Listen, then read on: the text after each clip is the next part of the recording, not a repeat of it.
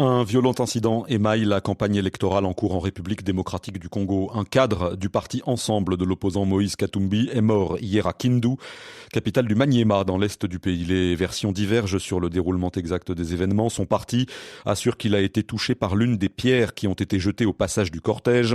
Le maire de la ville évoque plutôt une chute d'abord accidentelle avant un enchaînement tragique. Tout cela dans un contexte qui était déjà crispé avant même le début du rassemblement. Pascal Moulégois.